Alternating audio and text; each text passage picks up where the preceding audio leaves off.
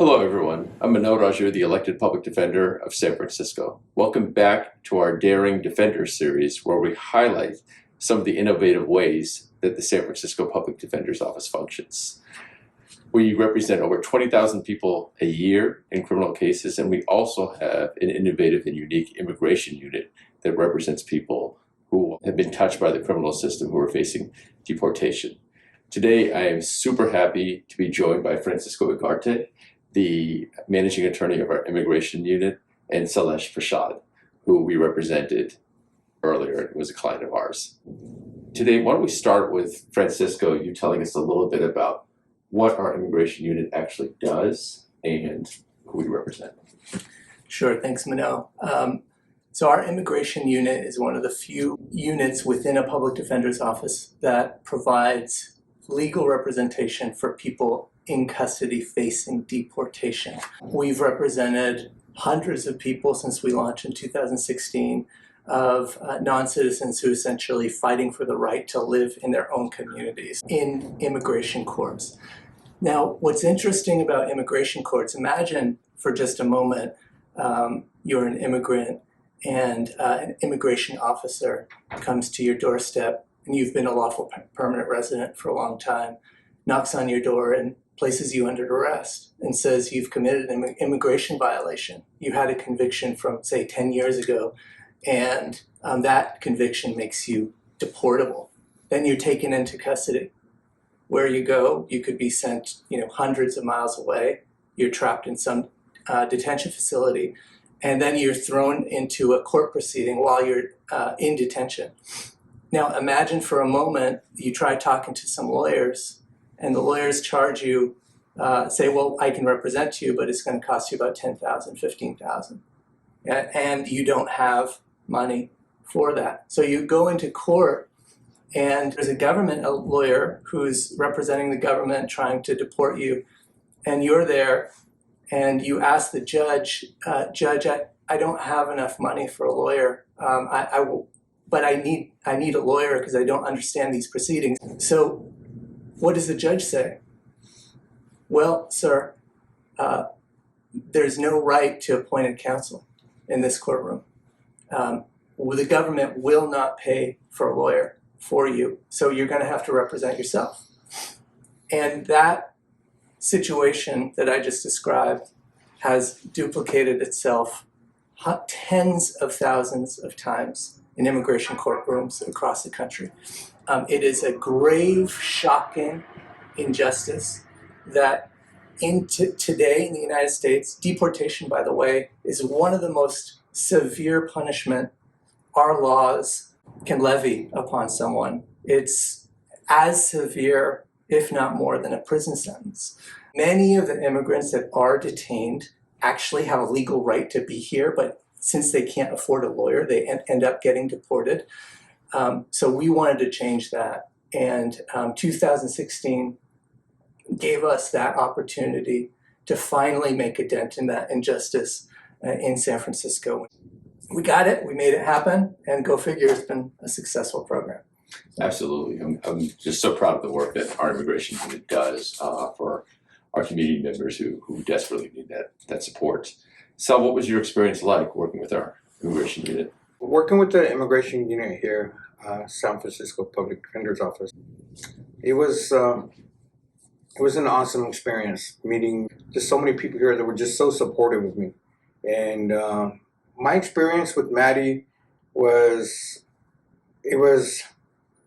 not just a lawyer-client relationship. We became friends, and the trust that I had with her and the care that she gave me, she was there just for the good times as far as our case going, and even the bad times where he was outside of our case, where I was having struggle when my mother passed away. My mother passed away when I was in immigration, 39 days after I got there. I was one of the ones that went into court. I didn't know what I was doing. The judge, she was like, they were really, really rude. But working with the unit, it just gave me hope. And eventually I was released. And she fought for me. Yeah, and we fought for you And it's beautiful that we were able to get you out. And at the same time, though, you yourself, like, you didn't just fight for yourself. You created a network of support, and you were an activist for both yourself and others. Can you tell us a little bit about the network of support that you developed and the activism that you participated in? The network of support, I made so many friends from there, from Jeannie Perrin from Quessy, QDEP in, QDEP in New York, Letters for Release in Massachusetts and New Orleans, Asian Prisoner Support Committee, Interfaith Movement for Human Integrity with Gayla King, Key Lam, Miss Wen, Sarah Lee. There's just so many people that advocate for us while we're inside. The people that were inside that we started advocating for were ourselves, because there was a lot of people there that didn't speak English, and I know good enough Spanish to where we could translate, and where we stood up for ourselves. We went on hunger strikes because we were being mistreated. There was things about our work. They were giving us $1 a day and not providing enough chemicals.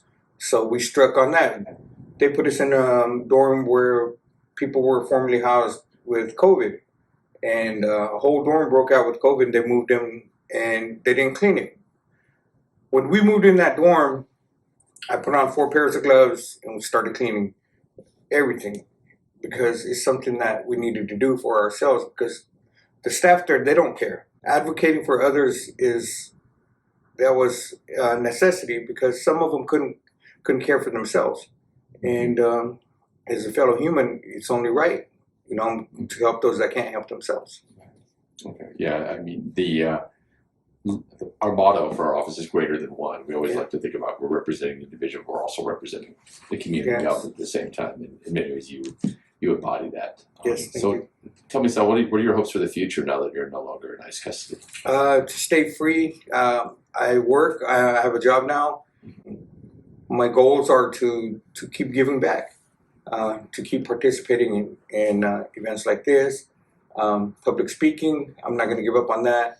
I'm taking classes in summertime, communication for public speaking. I really enjoy that, and it brings awareness of programs like this, and that there's help out there for people that think there's nothing out there, but there is. We are many, and we're not going to stop fighting until we banish this.